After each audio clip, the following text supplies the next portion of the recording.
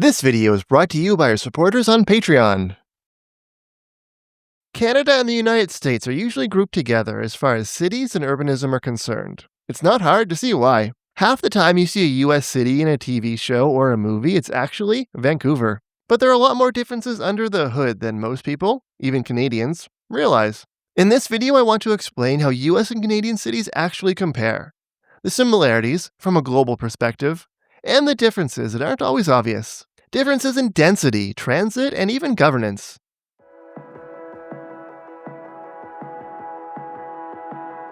Basically, every country adopted more car-centric development after World War II. What distinguishes the US and Canada from much of Europe is very large post-war population booms. The UK population has grown by 40% since 1950. The US and Canada have doubled or tripled. Australia and New Zealand are in the same boat. So we don't just have post-war car-centric development. Most neighborhoods were built after the war. The US and Canada share a culture of driving and a tolerance for long distances. When I was a kid, my family would sometimes drive to Florida from Canada. 30 hours each way. That's like driving from Berlin to Lisbon, which I think no European would ever do. Obviously, that's an occasional vacation, not a commute.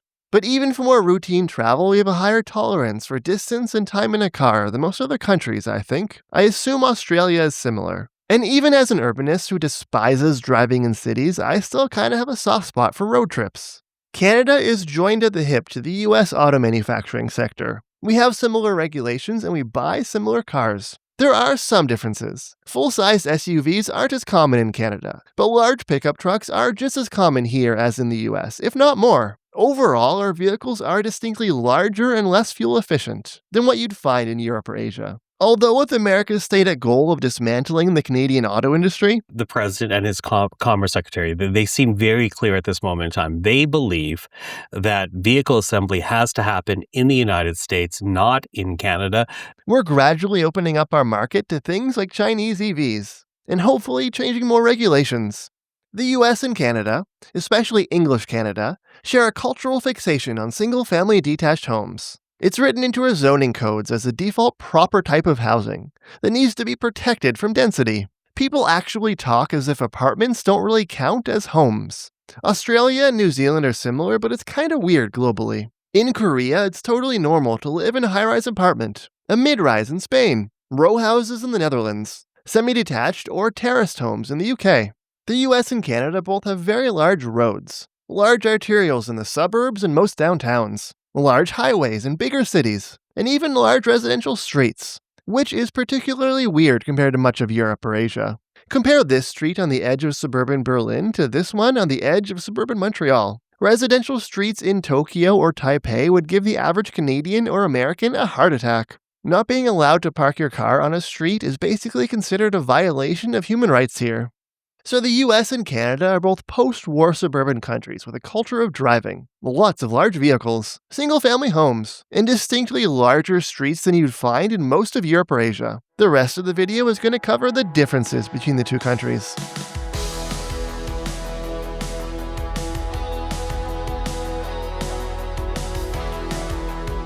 We're both suburban countries, but the reality is that American suburbia is more extreme. Lower densities, less transit service, and less pedestrian infrastructure. On average, at least. There are always exceptions. Here's the edge of suburban Calgary, a Canadian city people associate with sprawl. It's mostly single-family homes, surrounded by large arterials and highways. No rail transit, but the homes are pretty compact. There are multi-use pathways and roundabouts. There are apartments, stores, and schools within the neighborhood. I'd show you the edge of suburban Atlanta, but it doesn't really have an edge. So here's a similar location 20 kilometers southeast of downtown. It's on what I would call a rural road with inconsistent sidewalks. On one side, single-family homes that are less dense than Calgary. On the other side, single-family homes that are much less dense. The schools are much bigger and more car-oriented compared to Calgary. And Atlanta's suburbs continue on for another 30 or 40 kilometers with lower and lower densities. That Calgary neighborhood is still car first. It's not like the transit-oriented suburbs you'd find in much of Europe or Asia, but it's also not the extreme semi-rural pattern of a lot of US suburbs and exurbs. Here's the density map of Atlanta on the left versus Calgary on the right. Calgary has a much sharper boundary with the countryside, while Atlanta just fades into lower and lower densities. You can see the same thing in Chicago on the left versus Toronto. Chicago has a dense core, but sprawls out to lower and lower densities. Same thing with Boston versus Montreal. Although I should mention that suburbs in the US West, especially California, tend to be a bit more like Canada. Oh, and more extreme suburbia really shows up in traffic fatality numbers. In 2024, the city of Calgary had 2.2 traffic deaths per 100,000 people. That number was 11 per 100,000. In the 5 core counties of Metro Atlanta, that's 5 times higher. That's crazy.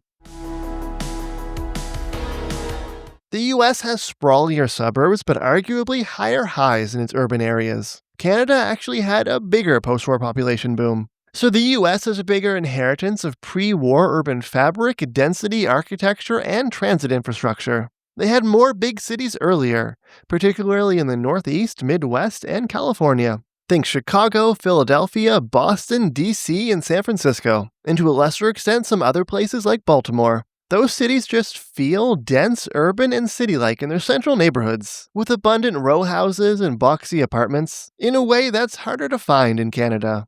Montreal fits the bill, and Quebec City has pockets, but English Canadian cities like Toronto or Vancouver, not to mention Calgary or Ottawa, start to feel pretty suburban pretty fast outside of downtown. Because they grew as cities later than these US comparisons, and because so much of their most recent growth has been in a handful of clusters. Then there's New York City, which is in a league of its own on urbanity. New York has more dense neighborhoods, also transit ridership, than all Canadian cities combined. So English Canadian cities are in a funny middle ground, where they feel very suburban, but also their suburbia isn't as extreme. Canada doesn't have nearly as many urban highways as the US. Federal money funded a highway system down there that didn't just connect cities, it plowed through them. Downtowns like Kansas City, LA, and Dallas are encircled by large highways in a way that's kind of unique and shocking to people from other countries. My city, Montreal, is actually on the higher end of urban highways by Canadian standards. But on average, Canada just didn't go as far as the US in demolishing cities for these. That's because of less federal funding and encouragement, and some forward-thinking politicians and activists. Quebec City and Tulsa, Oklahoma have a similar urban area population, but Tulsa's downtown is choked by highways, while Quebec City has 2 that approach downtown but don't quite reach it. Vancouver has no highways close to downtown. Neither do Calgary, Edmonton, or Winnipeg. Canadian transit systems are underbuilt with less coverage than the more extensive US systems. Even setting aside the enormous New York subway because that city is on a completely different scale, the Chicago L, DC Metro, and BART in San Francisco are all multiple times larger than the Toronto subway, Montreal Metro, and Vancouver SkyTrain. Part of it is that the US started building rapid transit decades earlier, multiple systems before 1910.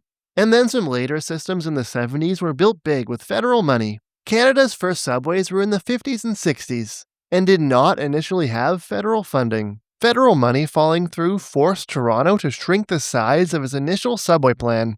The Montreal Metro was, at first, fully funded by the city. Obviously, lots of US cities have even less rapid transit.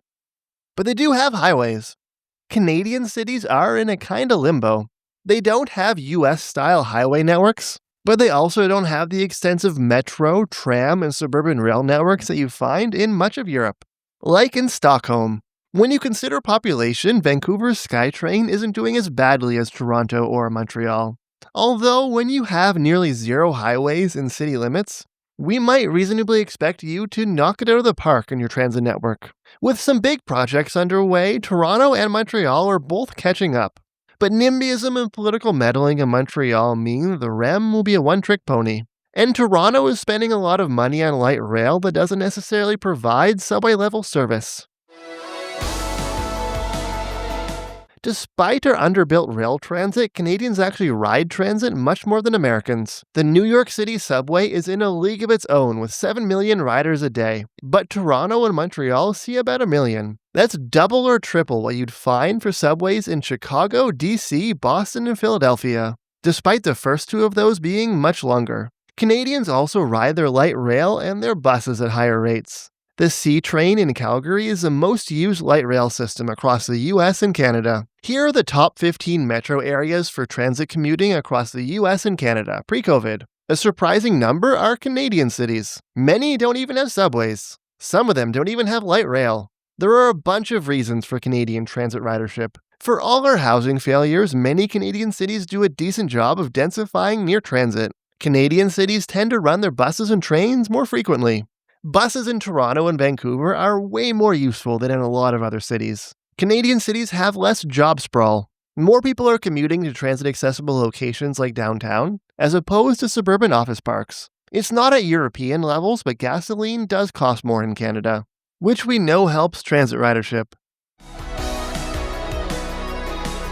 On intercity rail, Canada and the US actually have similar ridership numbers per capita, but the distribution of ridership and service is very different. Canada has one functional route that accounts for 94% of countrywide ridership. It's the Quebec City to Windsor corridor with not amazing 8 trains per day in its busiest section. It's more comfortable than the bus, but can't really compete with flying on time. The advantage it has is that one corridor covers 9 of the 15 biggest metro areas in Canada.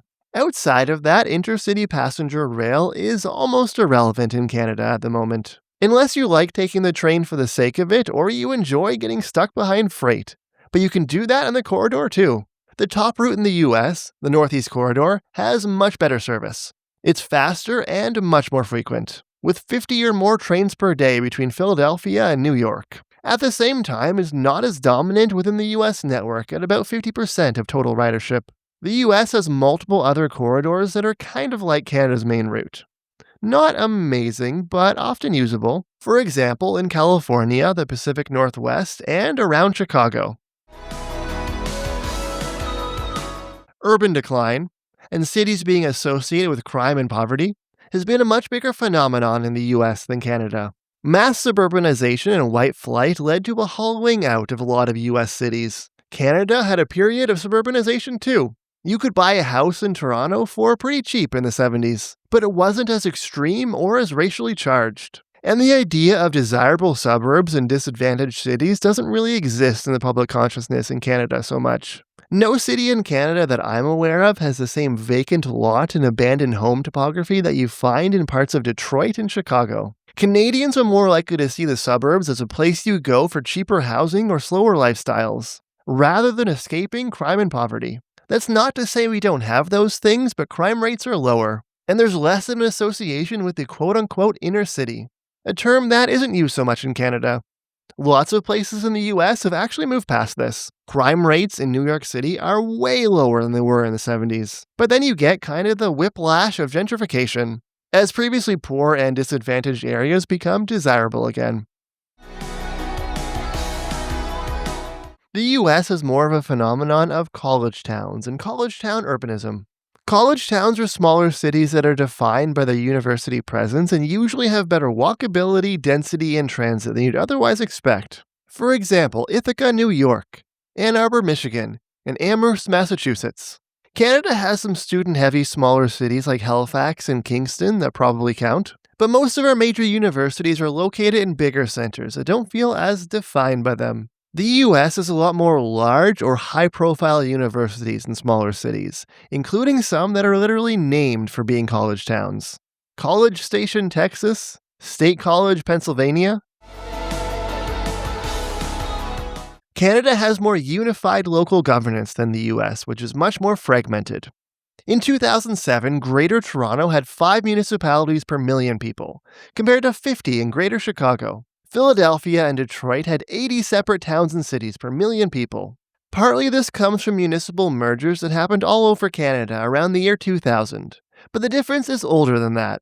This means that the core municipality usually covers more of the metro area in Canada than the US, including suburbs and sometimes rural land.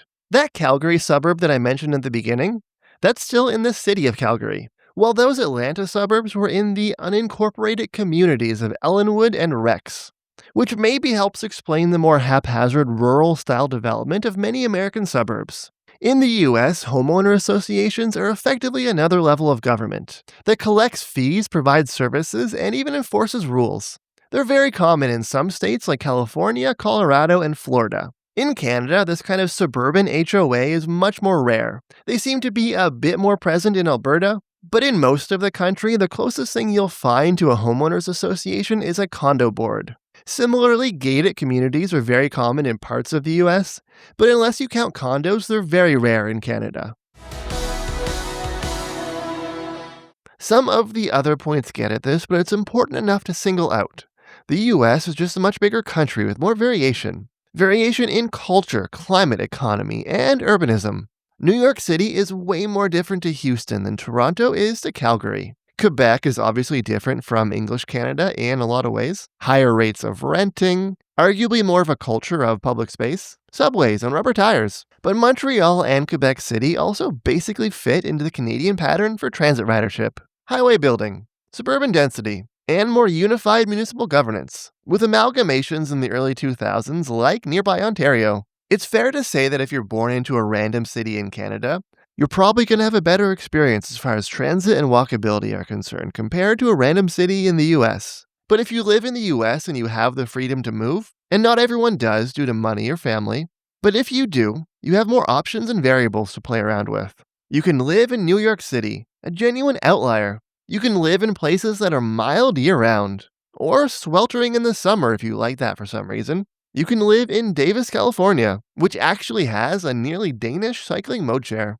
You can live on a rail corridor that's not totally embarrassing by international standards. It's fair to group together Canadian and US cities in a lot of contexts, but in this video I wanted to dive deeper and cover some of the differences that I find most interesting and that people often aren't aware of. Thanks for watching through to the end of the video. Don't forget to like and subscribe, and a special thanks to our supporters on Patreon.